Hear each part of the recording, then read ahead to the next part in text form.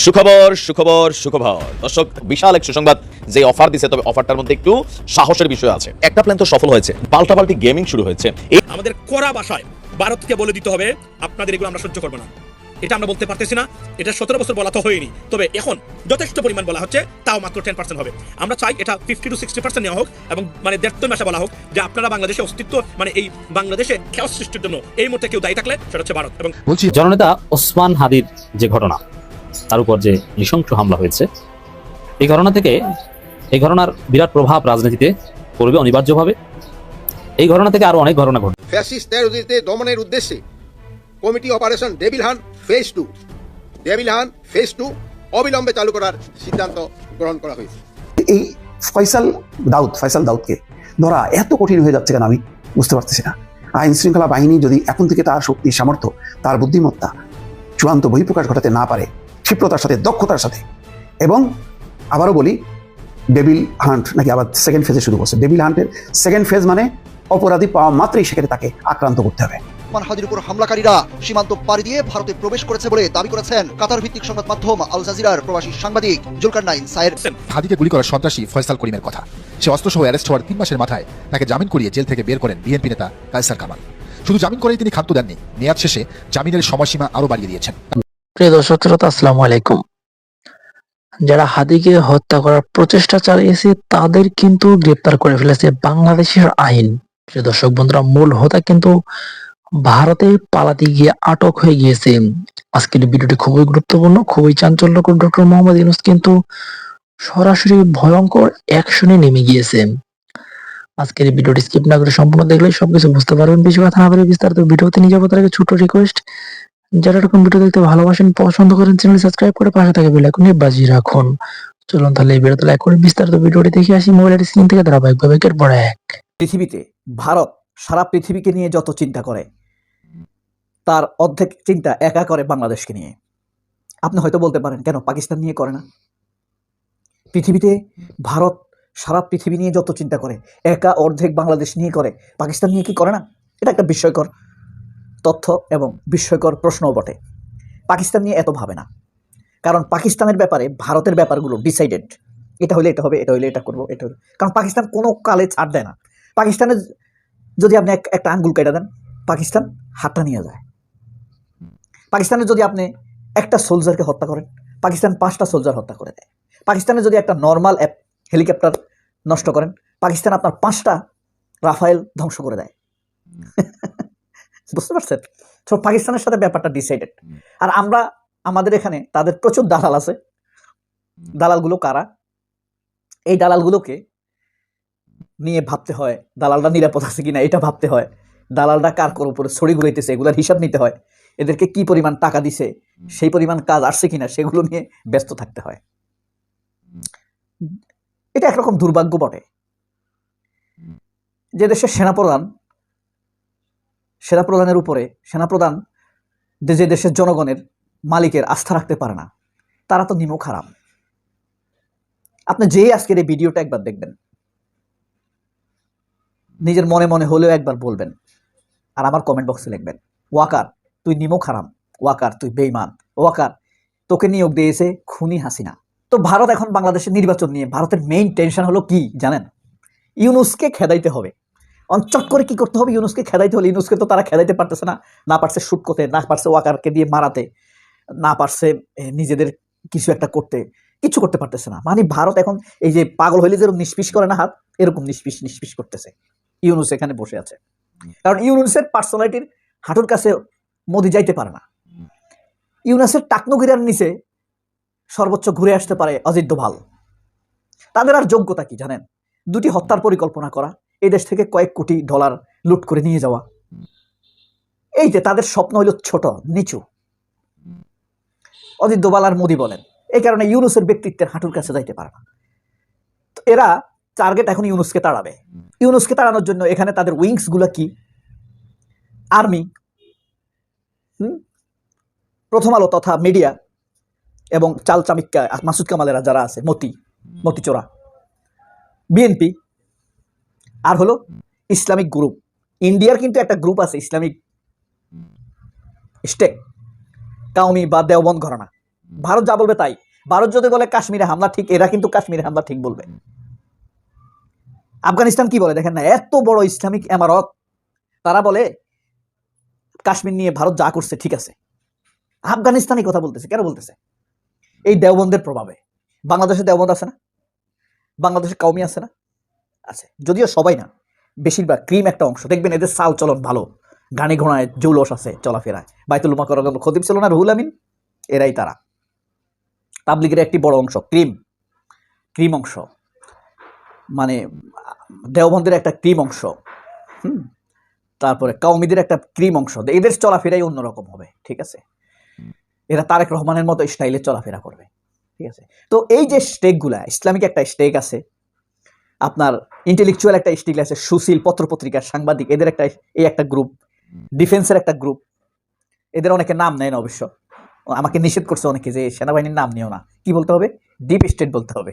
যাই হোক, ভবিষ্যতে বলবো, মানে ভয় পাওয়াইছে আর কি একটু। এই যে আর বিএনপি, এখন চারটা শক্তি কিন্তু ভারতের, এখানে একা হয়ে যাচ্ছে জামাত। এখন এই চারটা শক্তি সবাই চাইবে কি? ভারতের কথা মতো দ্রুত নির্বাচন, go Yunus and on power BNP. এখন চারটা শক্তির মধ্যে একটা সবাই একমত, হ্যাঁ গো ইউনুস, হারি ইলেকশন, দ্রুত ইলেকশন। শরীফ ওসমান হাদির ঘটনার পর প্রফেসর ইউনুস বিরাট ঘটনা ঘটিয়ে দিয়েছে। এর মানে এই ঘটনার পর আমি যেটা বলেছি যে অনেক প্রভাব আপনারা দেখতে পাবেন, হ্যাঁ সেটাই প্রভাব স্বরূপ রাজনীতিতে অনেক পরিবর্তন। শরীফ ওসমান হাদির ঘটনা থেকে আরো অনেক ঘটনার জন্ম নিবে এবং পুরো সরকার নড়ে চড়ে বসে অনেক সমস্যার সমাধান করবে, যেটা এই ওসমান হাদির সাথে ঘটনা না ঘটলে হয়তো এত দ্রুত সমাধান হতো না। তো দর্শক, এখন আমরা দেখতে পাচ্ছি ঐক্যবদ্ধ বাংলাদেশ। বিএনপি জামাতের কামড়াকামড়ি অনেকটা কমেছে, নেটিজেনদের মধ্যে কিছু একতলাপ থাকবে, লড়াই থাকবে, এটা ফেয়ার প্রতিযোগিতার অংশ। কিন্তু সেন্ট্রালি অথবা ফান্ডামেন্টালি বিএনপি এবং জামাতের মধ্যে সে একতলাপ নাই। এখন সবাই ঐক্যবদ্ধ, যে আওয়ামী লীগের বিরুদ্ধে, ভারতের আধিপত্যবাদের বিরুদ্ধে বিএনপি জামাত সবাই ঐক্যবদ্ধ ডক্টর ইউনূসের নেতৃত্বে। তো সংকটকালীন সময়ে এটা প্রফেসর ইউনূসের একটা সুপ্রিমেসি, তিনি রাজনৈতিক দলগুলোকে ডাকেন এবং সবাইকে নিয়ে ছবি তুলে দেখিয়ে দেন যে না, সবাই ঐক্যবদ্ধ। এভাবেই কিন্তু আপনি দেখেন হাসিনা পালানোর পর প্রফেসর ইউনূসের যে নজিরবিহীন সফলতা, এইসব থিওরিতেই তো সব ষড়যন্ত্র উপেক্ষা করে প্রফেসর ইউনূস কি নির্বাচনের তারিখ ঘোষণা করেন নাই? করেছেন। এর মানে সব ষড়যন্ত্র এইভাবেই প্রফেসর ইউনূস ওভারকাম করেন। তারেক রহমান তো আসার কথা বলছেন, এর মানে বাধা টাদা যা ছিল এটাও নাই, এখানে প্রফেসর ইউনূস সাকসেস যদি আসেন, যদিও আগেই সাকসেস ছিলেন। এরপরে সেই গুম খুনে জড়িত সেনা অফিসারদেরও বিচার হচ্ছে, হাসিনার বিচার হচ্ছে, বিচারের রায় হয়েছে, এবং সম্ভবত ওবায়দুল কাদের এবং আসাদুজ্জামান খান কামাল এরকম কয়েকজনকে ভারত ফেরতও দিতে পারে। অনেক পলিটিক্স আছে পর্দার অন্তরালে। মানে আপনি কি দেখতে পাচ্ছেন যে প্রফেসর ইউনূস মানে পুরোটাই সফলতা। জুলাই সনদ সাইন হয়েছে, গণভোটও হবে, সবই হবে, কেউ কিছু আটকাতে পারছে না। অসাধারণ অসাধারণ দর্শক। দর্শক, শরীফ ওসমান হাদির এই ঘটনার পর আর এক চমক দেখালেন প্রফেসর ইউনূস, নজিরবিহীন ঘটনা, অসাধারণ দৃশ্য। কি? জুলাই অভ্যুত্থানকে নস্যাৎ করা সকল প্রচেষ্টার বিরুদ্ধে ঐক্যবদ্ধ রাজনৈতিক দলগুলো। এবার আমাদের জুলাই যখন মরে মরে ভাব, তখন এই ঘটনা। এরপর ইউনূস আবার সবাইকে জাগিয়ে তুললেন, একটা নতুন ভাইব চলে আসলো। এবং যে ছবিগুলো প্রকাশ পেয়েছে, যে বিএনপি জামাত শরীফ ওসমান হাদির পরিবার সবাই এক, এর মানে আপনি বিএনপি জামাতের মধ্যে যতটুকু কামড়াকামড়ি দেখবেন, এটাকে আপনি ফেয়ার পলিটিক্স মনে করবেন। বিএনপি যতই জামাতের স্বাধীনতা বিরোধী হাবিজাবি বলুক, ওটা বিএনপির মনের কথা না, ওটা ফাও কথা।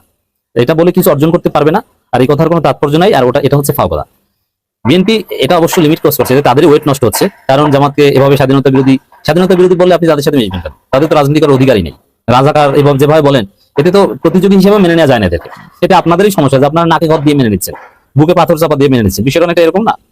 যাই হোক, আসলে ওই জামাতকে বিএনপি যা বলে ওটা কথার কথা, ওটার কোনো তাৎপর্য নেই। আসলে মৌলিক জায়গায় জামাতের সাথে নিয়ে বাংলাদেশ গড়তে বিএনপি রাজি, এবং বিএনপি এখানে জামাতের সাথে ঐক্যবদ্ধ। বুঝতে পারছেন? অযথা বিএনপির লোকজন ফাও ফাও রাজাকার অমুক্ত মহাবিজাবি কথা বলে, যাতে এরা নিজেরাই পচে। বাংলাদেশে এই ইলেকশনের আগে বিভিন্ন রকম ঘটনা এভরিডে বিভিন্নভাবে ঘটতেছে। আপনারা জানেন, এই যে হাদি সাহেবরে গুলি করা হয়েছে, ওনার অবস্থা এখনো আশঙ্কাজনক। তবে সুখের খবর হইল যে ডাক্তার এখনো আশাবাদী যে আল্লাহর রহমতে হাদি নিজেই শ্বাস প্রশ্বাস নিচ্ছে, 72 ঘন্টার মধ্যে আমরা জেনে যাব। এবং এখন যেটা মনে হচ্ছে যে হাদি হয়তো আমাদের সাথে ফিরত আসবেন, কারণ আমরা এই হাদিকে হারাতে চাই না। এরপরের নিউজ ছিল তারেক রহমানের বাংলাদেশে প্রত্যাবর্তন 25শে ডিসেম্বর। এই দুইটা নিউজ গতকালকে একদম সয়লাভ হয়ে গেছে YouTube media, Facebook, Instagram channels and everywhere. আজকে সকালে নতুন ব্রেকিং নিউজ। কালকে যেমন তারেক রহমান সাহেবের একটা ব্রেকিং নিউজ ছিল যে ব্রেকিং নিউজ তারেক রহমান সাহেব আসছে, ইট ওয়াজ এ ভেরি ব্রেকিং নিউজ। আজকে ব্রেকিং নিউজ হলো মেজর অবসরপ্রাপ্ত আখতারুজ্জামান জামাতে ইসলামীতে জয়েন করছে। আপনারা আকরুজ্জামান সাহেবকে চিনেন, উনি একজন মানে বিদ্রোহী নেতা বলা যায়। বিএনপি থেকে কয়েকবার বহিষ্কৃত হয়েছে, 2বার এমপিও ছিল, উনি আর্মির মেজর ছিলেন, তারপরে পলিটিক্সে আসছেন, অনেক কন্ট্রোভার্সিয়াল মানুষ। তবে কথাবার্তা বলে ভাই যুক্তি দিয়া, যুক্তি ছাড়া কথা বলে না। আমি তাকে খুব একটা পছন্দ করতাম না। আমি একসময় কয়েকটা দিয়ে তার বাড়িতে গেছিলাম ভাই, বুঝছেন, একজনের সাথে গেছিলাম, তো ওনার সাথে আমি ঘন্টা 2-3 ছিলাম, ওনার বাড়িতে খাওয়া দাওয়া করছি। আমি যার সাথে গেছিলাম সে তার ঘনিষ্ঠ বন্ধু, সেই হিসাবে ওনার সান্নিধ্যে আসার আমার ভাগ্য হয়েছিল। ওই 4-5 ঘন্টা যে আলোচনা করছি তাতে একটা জিনিস বুঝছিলাম যে ইজ এ ভেরি মানে ইন্টেলিজেন্ট, স্মার্ট এবং পড়াশোনা জানা লোক। তারপর আমি ওনাকে পছন্দ করতাম না, যে কোনো কারণে উনি বিভিন্ন রকম কন্ট্রোভার্সিয়াল কথাবার্তা বলতেন। তাকে নিয়ে আমি 2-একটা ভিডিও বানাইছি। আজকে উনি জামাতে ইসলামীতে জয়েন করছেন। এটা হলো ব্রেকিং নিউজ যে জামাতে ইসলামীতে একজন মুক্তিযোদ্ধা রাজাকারের দলে আসছে। উনি নিজেই বলছেন যে আমি মুক্তিযোদ্ধার থেকে আজকে রাজাকার হয়ে গেলাম। কারণ শেখ হাসিনা জিয়াউর রহমান সাহেবকে রাজাকার বলেছিলেন। উনার যুক্তি হলো যদি জিয়াউর রহমান সাহেবকে কেউ রাজাকার বলে সম্বোধন করে, জিয়াউর রহমান সাহেব যদি রাজাকার হইতে পারে তাহলে আমিও রাজাকার। ওনার কথাটা একটু শুনেন। আরো বেশি প্রাউড ফিল করব। জামাতকে যদি আপনি রাজাকার বলেন, আমি মনে করি যে উনি রাজাকার, দেশের প্রকৃত বন্ধু।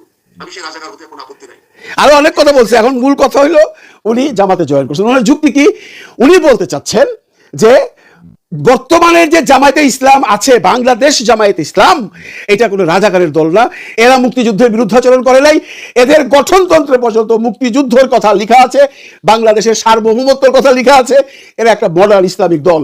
আমি এই জন্য এই দলে জয়েন করছি। এবং সবচেয়ে ইন্টারেস্টিং হলো উনি নিজেই বলছেন কিছু কিছু ইন্টারভিউয়ে যে উনি কিন্তু ইলেকশন করবেন না। অনেকেই তার শত্রুপক্ষ এখন তাকে নিয়ে ভিডিও বানাইতেছে, বলতেছে যে আরে উনি তো ইলেকশন বাস, বিএনপিতে জায়গা পাইলাই, আওয়ামী লীগ শেষ, জাতীয় পার্টি আসবে কিনা জানি না, এর জন্য উনি জামাত ইসলামে যে জয়েন করছে ইলেকশন করার জন্য। কিন্তু উনি বলে দিয়েছেন আমি ইলেকশন করব না, তবে আমি একটা ইসলামী দলের পক্ষ হয়ে কাজ করব। জামাত যদি আমাকে সুযোগ দেয় তাহলে কিশোরগঞ্জ এই যে পুরো মহকুমাটা আছে, এই ডিস্ট্রিক্টটা আছে, এর পুরো নির্বাচনী প্রচারণার ব্যাপারে আমি দায়িত্ব নিতে পারি। ইলেকশন করবে না। এখন ওনাকে নিয়ে অনেকেই ভিডিও বানাইতেছেন, মানে আজকে উনি সাবজেক্ট। উনি কেন জামাতে জয়েন করলেন? ওনার লজিক একটাই, উনি জামাতে ইসলামের গঠনতন্ত্র পড়েছেন। গঠনতন্ত্র পড়ে উনি এইটুকুন বুঝেছেন যে জামাতে ইসলাম কোনো রাষ্ট্রবিরোধী দল নয়। জামাতে ইসলাম, বাংলাদেশ জামাতে ইসলাম স্বাধীনতার বিরোধী দল নয়। জামাতে ইসলাম একটা ইসলামী দল, মডার্ন ইসলামী দল, ইসলামী শাসনতন্ত্র কায়েম করতে চায়। এর জন্য উনি জামাতে জয়েন করেছেন। এবং উনি বলতেছেন শুধু আমি না, আমার মতো আরো অনেক মুক্তিযোদ্ধা এই জামাত ইসলামীতে জয়েন করবে। তাকে প্রশ্ন করা হয়েছিল যে আপনি কি দেখা জামাতের প্রেমে পড়লেন, হঠাৎ করে জামাতে চলে গেলেন। বিভিন্ন ইন্টারভিউ হচ্ছে তাকে নিয়ে আজকে। উনি গঠনতন্ত্রের কথা বলছেন যে আমি জামাতের গঠনতন্ত্র পড়ে আমি প্লিজড এবং আমি কনফার্ম হয়েছি গঠনতন্ত্র পড়বার পর যে জামাতে ইসলাম এই বাংলাদেশের বিরোধী কোনো দল নয়। এই জামাতে ইসলাম সেই জামাতে ইসলাম নয় যারা 71 স্বাধীনতার বিরোধিতা করেছিল। বাট মুক্তিযুদ্ধ আমি যে করেছিলাম, আপনাদের বলে রাখা ভালো, উনি কিন্তু একজন বড় মুক্তিযোদ্ধা ছিলেন, বীর মুক্তিযোদ্ধা। ওনার কথা হলো যে আমরা যুদ্ধ করছি পাকিস্তানের বিরুদ্ধে, জামাতের বিরুদ্ধে তো কোনো যুদ্ধ করি নাই। ওই সময় যে সমস্ত জামাতের মানে লোকজন বা জামাতের কর্মীরা তাদেরকে হেল্প করছিল সেটা সাজা হয়ে গেছে, বঙ্গবন্ধু সাজা দিয়ে গেছে, তারপরে সাজা হয়ে গেছে। কিন্তু বর্তমানের যে জামাত ইসলাম আছে এইখানে কোনো রাজাকার নাই। আপনারা কথায় কথায় বলেন, উনি আঙ্গুল দিয়ে দেখাই দিচ্ছে, নাম বলে দিচ্ছে, আপনারা কথায় কথায় বলেন এরা রাজাকার। আর এদের জন্ম তো হয়েছে 1980 সালে। DMP commissioner Baharul Alam BNP নেতা রিজভী আহমেদকে বোগাস বা তার বক্তব্যকে বোগাস বলে উড়িয়ে দিয়েছেন। কেন তিনি তাকে বোগাস বললেন বা তার বক্তব্যকে বোগাস বললেন, এই বিষয়টি চলুন আমরা আল্লাহর নাম নিয়ে শুরু করি। আপনারা জানেন গতকাল শুক্রবার জুমার নামাজের পরে ওসমান হাদিকে শুট করা হয়েছে। শুটার এখন পর্যন্ত গ্রেপ্তার হয়নি। আমাদের দেশের এই যে বাহিনীগুলো, গোয়েন্দা সংস্থার বিভিন্ন কর্মী বাহিনীগুলো, এরা এখন পর্যন্ত এই শুটারকে গ্রেপ্তার করতে পারে নাই। এমনকি তারা নিজেরা একে চিহ্নিত করতে পারে নাই। সাধারণ মানুষ, এই সামাজিক যোগাযোগ মাধ্যম ব্যবহারকারীরা, বেসামরিক নাগরিক, এরা এমনকি দ্য ডিসেন্ট অনলাইন পোর্টালের মতো পোর্টাল, তারা এই শুটারকে শনাক্ত করেছে এবং পুলিশের কাজে বা আইন শৃঙ্খলা রক্ষাকারী বাহিনীর কাজে সহযোগিতা করেছে। কিন্তু দৃশ্যত এখন পর্যন্ত কাউকে গ্রেপ্তার করতে পারেনি। এটি নিঃসন্দেহে একটি নিন্দনীয় এবং দেশের জন্য, জুলাই যোদ্ধাদের জন্য ভয়ঙ্কর একটি ব্যাপার। এই যখন অবস্থা, ঠিক তখন শরীফ ওসমান হাদিকে শুট করার পরে তার ঘন্টা 1-1.5-2 ঘন্টার ভিতরে ডাকসু ভিপি সাদিক কায়েম তিনি তার ভেরিফাইড ফেসবুক পেজে একটি পোস্ট করলেন যে চাঁদাবাজ এবং এই মাফিয়া গুন্ডা সন্ত্রাসীদের বিরুদ্ধে আমাদের অভিযান শুরু হলো। এরকম আরো কিছু কথা লিখে সেখানে কিন্তু তিনি কারো নাম উল্লেখ করেন নাই, কারো কথা বলেন নাই, কারো দিকে কোনো ইঙ্গিত করেন নাই, জাস্ট একেবারে যারা মাফিয়া তন্ত্র কায়েম করেছিল, এটা তো হতে পারে আওয়ামী লীগ, কারণ এদেশে আওয়ামী লীগই তো মাফিয়া তন্ত্র কায়েম করেছিল, তিনি তাদেরকে মিন করেছেন। সেই সাথে তিনি একটি শব্দ যুক্ত করেছেন, চাঁদাবাজ। এখন এই চাঁদাবাজ শব্দ শোনার সাথে সাথে বিএনপি নিজের ঘাড়ে নিয়ে নিলেন, মির্জা আব্বাস ওটা নিজের দিকে নিয়ে নিলেন। কেন রে ভাই? চাঁদাবাজ শব্দটা শোনার সাথে সাথে আপনাকে নিজের দিকে টেনে নিতে হবে কেন? তার মানে এইটা প্রমাণ করে না যে আপনি এটা করেন? তাহলে আপনি যেটা করেন সেটা শুনলে আপনার এত গা জ্বালা করে কেন? আর আপনি যদি না করে থাকেন তাহলে তো আপনার এখানে জ্বলে যাবার কথা নয়। এর আগে আমরা দেখেছি ওই যে মিজানুর রহমান আজহারী তিনি একটা মাহফিলে বললেন যে একদল খেয়ে গেছে আর একদল খাওয়ার জন্য প্রস্তুত হয়ে আছে। এখানেও কিন্তু তিনি কারো নাম বলেন নাই। এখানে তো তিনি জামাত ইসলামকেও মিন করতে পারেন যে একদল খেয়ে গেছে আর একদল খাওয়ার জন্য প্রস্তুত হয়ে আছে। হতে পারে সেটা জামাত ইসলাম, হতে পারে সেটা বিএনপি, হতে পারে সেটা এনসিপি। তিনি কারো নাম উল্লেখ করে নেই। এরপরে সেই বেচারাকে, তার মতো একজন আলেমকে, এরকম একজন জনপ্রিয় আলেমকে, ওই শামসুজ্জামান দুদু, তিনি আজহার না মুজাহার এরকম তুচ্ছ তাচ্ছিল্য করে যাচ্ছে তাই অবস্থা, এবং বিভিন্ন জায়গায় তার বিরুদ্ধে বিভিন্ন ধরনের বক্তব্য দেওয়া শুরু হয়ে গেল। কেন এরকম হবে? কেন এই কথাগুলো আপনারা নিজের দিকে যখনই টেনে নিয়েছেন, তখন এই যে আমরা গ্রামে ছোটবেলায় কাউকে কোনো একটা নাম দিয়ে যদি ভেঙাতাম, আর যদি সে সেইটার কারণে খেপে যেত, এবার গ্রামের সবাই আস্তে আস্তে তাকে ওইটা বলে ডাকা শুরু করতো। তো আপনাদের অবস্থা তো ঠিক এরকম হয়েছে। যাই হোক, তাহলে ওই ঘটনার পরে মির্জা আব্বাস বক্তব্য দিলেন সাদিক কায়েমের বিরুদ্ধে, জামাত ইসলামের নাম উল্লেখ করে, তিনি একেবারে প্রকাশ্যে নাম উল্লেখ করে বক্তব্য দেওয়া শুরু করলেন। এমনকি তিনি এও বললেন যে এই চিহ্নিত সন্ত্রাসীরা হাদির উপরে যিনি করেছেন তারা জামাত শিবিরের লোক। আরো এক ধাপ এগিয়ে গিয়ে রিজভী আহমেদ যেটি বললেন, এইটা ভয়ঙ্কর একটা ব্যাপার। রিজভী বললেন সাদিক কায়েমের সাথে ওই যে ছেলেটা মাসুদ করিম, মোহাম্মদপুর আদাবরের যে সাবেক ছাত্রলীগের সভাপতি, যে নেতা যাকে শনাক্ত করা হয়েছে, এআই দিয়ে সাদিক কায়েমের পাশে বসিয়ে চা খাওয়ানোর একটা ছবি এটা ছেড়ে দেওয়া হলো সামাজিক যোগাযোগ মাধ্যমে। আর পাশাপাশি আরেকটা ছবি ছেড়ে দেওয়া হলো বাহারুল আলমের, ডিএমপি কমিশনার বাহারুল আলমের নাম নিয়ে আর টিভির লোগো ব্যবহার করে। সেখানে বলা হলো যে বাহারুল আলম বলছে যে হাদির উপরে যিনি শুট করেছেন তিনি জামাত শিবিরের কর্মী। এই দুটি বিষয়কে কেন্দ্র করে ওই চা খাওয়ার ছবিটা আর এই ডিএমপি কমিশনারের বক্তব্য, দুটোই কিন্তু বোগাস, এআই দিয়ে তৈরি করা। এই দুটোর উপর বেসিস করে রিজভী আহমেদের মতো একজন মানুষ, এরকম একজন দায়িত্বশীল মানুষ, তিনি গপাত করে দাঁড়িয়ে বলে দিলেন জনসমাবেশে যে এখন এর বিচার কে করবে? দেখুন ডিএমপি কমিশনার বলেছেন জামাত শিবির জড়িত, আর ওই সাদিক কায়েম তার সাথে চা খায় ইত্যাদি, মানে রাজনৈতিক নেতারা যেভাবে বক্তব্য দেয় আর কি। এর কিছুক্ষণ পরেই বাহারুল আলমের কানে যখন এটি গেল, তার চোখে তার দৃষ্টিগোচর যখন হলো, তিনি তো একেবারে পরিষ্কার করে বলেন যে রিজভী আহমেদ, এই হাদিকেই কেন গুলি করা হলো, কে হাদিকে গুলি করছে, তার চাইতে কেন গুলি করছে এই প্রশ্নটা জরুরি। হাদি বর্ষা বিপ্লবের মধ্যে দিয়ে গড়ে ওঠা তরুণ এবং বিপুল সম্ভাবনাময় এক রাজনৈতিক নেতা।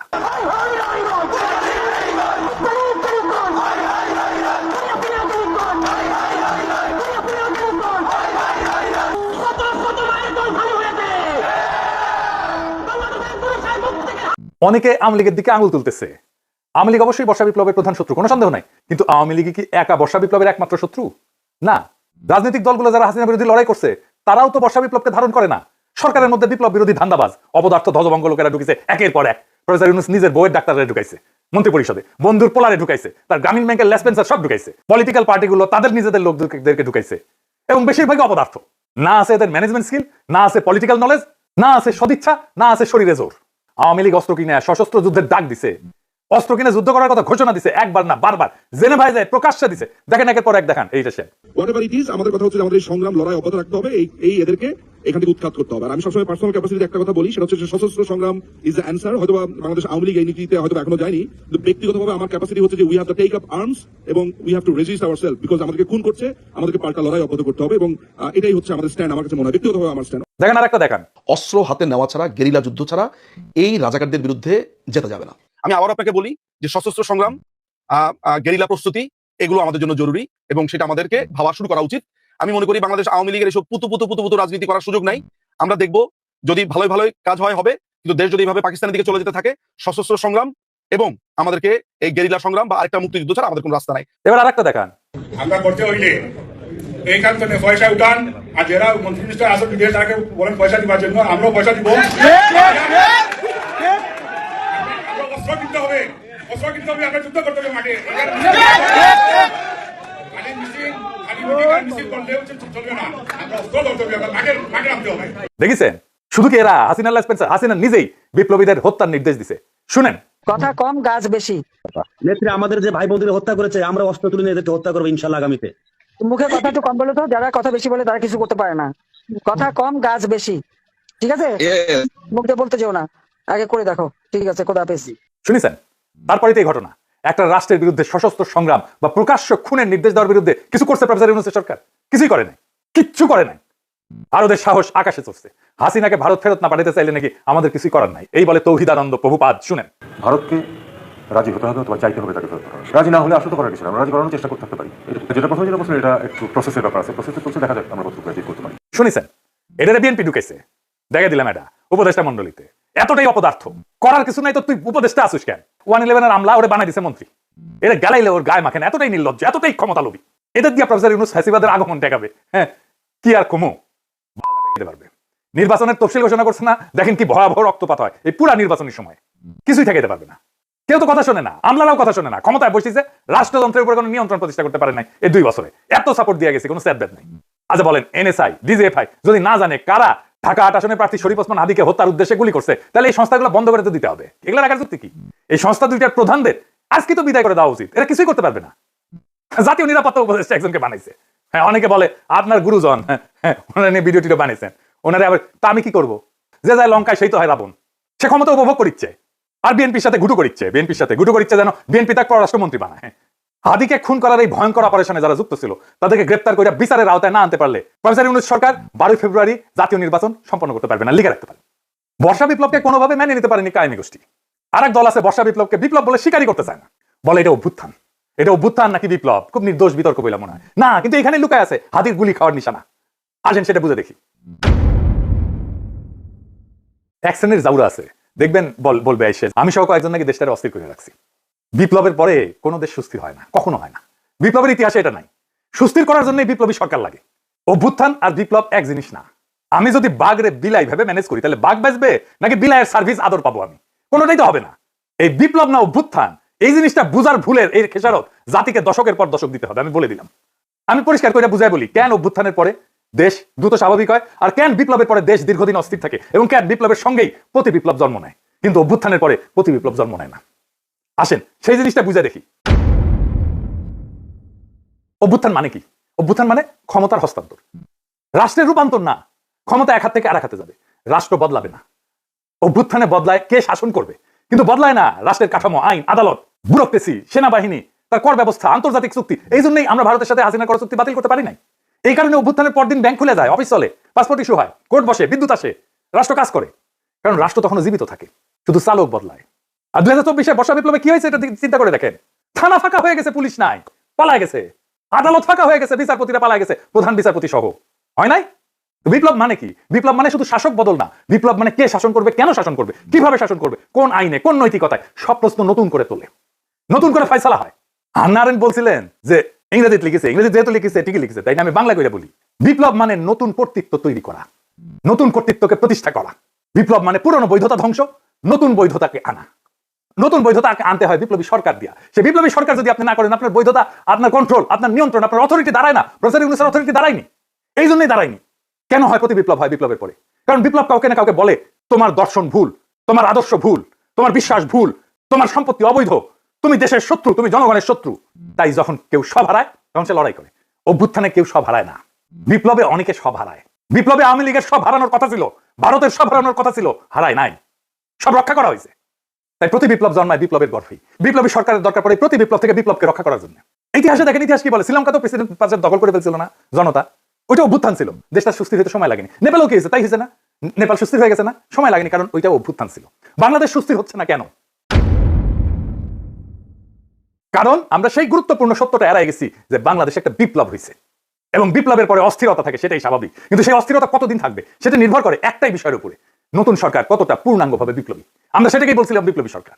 ইতিহাসে যেই সরকার বিপ্লবের ম্যান্ডেট নিয়ে বিপ্লবী কর্মসূচি নিয়ে স্পষ্টভাবে পুরানো রাষ্ট্র ভেঙে নতুন রাষ্ট্র করে, সেখানে অস্থিরতা তুলনামূলকভাবে কম সময় দূর হয়ে যায়, কারণ সেখানে থাকে ক্ষমতা স্পষ্ট কেন্দ্র, আদর্শিক এবং রাজনৈতিক পরিচ্ছন্নতা। আর এখানে না ঘরকা না ঘাটকা বলে রাষ্ট্র সংস্কার করব, আর সব পুরানো কিছু সবকিছু রেখে দিচ্ছে। রাশিয়ায় 1917 সালে বিপ্লব হয়েছে, অস্থিরতা ছিল কিন্তু দ্রুত নিষ্পত্তি করে ফেলছিল বলশেবিকরা। অস্থিরতা দীর্ঘ হয়নি, যুদ্ধ ছিল কিন্তু দ্বিধা ছিল না। চীনেও কমিউনিস্ট সরকার পুরনো রাষ্ট্রের সঙ্গে আপোষ না করে নতুন রাষ্ট্র গড়ে তোলে। এইটাই বিপ্লবী চরিত্র, দ্রুত রাজনৈতিক স্থিতিশীলতা এনে দেয়। ভিয়েতনামে একই কথা, কর্তৃত্ব প্রতিষ্ঠা করতে হয় বিপ্লবী শক্তিকে।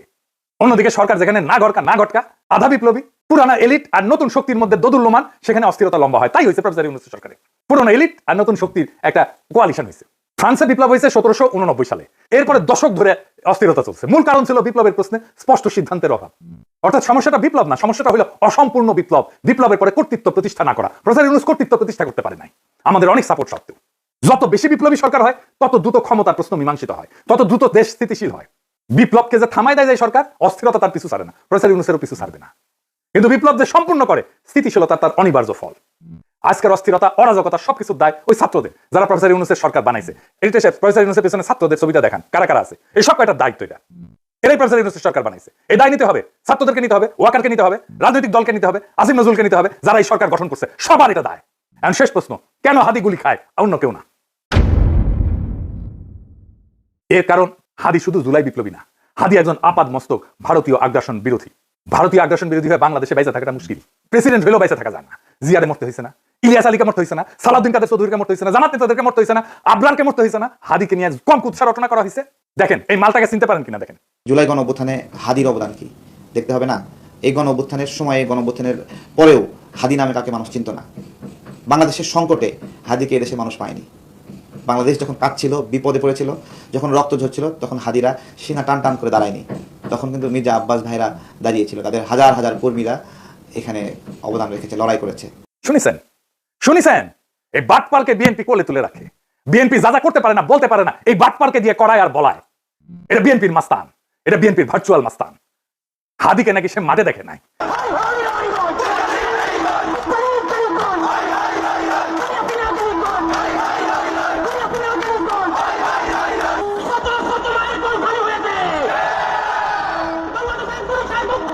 ওই বর্ষা বিপ্লবের হেডমাস্টার, ওর কাছে রোল কল করে বর্ষা বিপ্লবের স্টেক নিতে হবে। ওরে কিছু বললে বিএনপির বুদ্ধিজীবী ডাক্তার জাহেদ পর্যন্ত সেট করে ওঠে, কাইন্ডে শেষ হয়ে যায়। এই এপিসোড যখন রিলিজ হবে তখন হাদির ঠিক কি অবস্থা থাকবে আমি জানি না। এখনো পর্যন্ত হাদি ভালো আছে। হাদির কথায় আপনারা বারে বারে মৃত্যুর কথা আসতো, শহীদ মৃত্যুর কথা আসতো। আমরা তার এইরকম একটা কথা শুনেই এপিসোডটা শেষ করব। কিন্তু একটা কথা আপনাদেরকে স্পষ্ট করে বলে যেতে চাই, জুলাই বিপ্লবকে বিজয়ী করা ছাড়া আমাদের সামনে আর কোনো রাস্তা খোলা নাই। প্রফেসর ইউনূস বিপ্লবকে লক্ষ্যভ্রষ্ট করেছে, আমরা আবার সেই বিপ্লবকে সম্পন্ন করব, বিজয় করব, প্রয়োজনে আবার এক নদী রক্ত পাড়ি দেবো, কিন্তু বিজয় নিয়ে ঘরে ফিরবো ইনশাল্লাহ। ইনকিলাব জিন্দাবাদ। মন খারাপ হয় যে আল্লাহ যদি আমাকে কোনোদিন নিয়েও যায়, তো এই যে ছেলে মেয়েগুলো, মানে আমি আল্লাহর কাছে সবসময় দোয়া করি। আপনি জানেন যে আমার আল্লাহ একটা সন্তান দিচ্ছে, 3 মাস ওর বয়স। আমার বাচ্চাটা তো আমি 3 মাসে 30 মিনিট কোলে নিতে পারি না। তো আমার ওয়াইফ খুব মাঝে মধ্যে আর কি মজা করে বাচ্চারে বলে, ইনকিলাব মঞ্চের মুখপাত্র তোমার সাথে দেখা করতে আসছে। তো আমার এই প্রথম মনে হলো কি যে আমি ভাইয়ারে বলি, ভাই আল্লাহ যদি আমাকে নিয়ে যায় আমার বাচ্চাটার দিকে একটু খেয়াল রাখেন। প্রিয় দেশবাসী, শুরু থেকে শেষ পর্যন্ত যারা এই ভিডিওটি দেখেছেন সকলকে জানাই অসংখ্য অসংখ্য ধন্যবাদ। যারা এরকম নিউজ ভিডিও পেতে পছন্দ করেন তারা অবশ্যই এই চ্যানেলটি সাবস্ক্রাইব করে পাশে থাকা বেল আইকনটি বাজিয়ে দিবেন। যারা এখন এই ভিডিওটি শেয়ার করেননি, এই ভিডিওটি দ্রুত শেয়ার করে সকলকে দেখার সুযোগ করে দিন। আজকের মতন এই পর্যন্ত, দেখা হচ্ছে পরবর্তী কোনো ভিডিও নিয়ে ইনশাল্লাহ।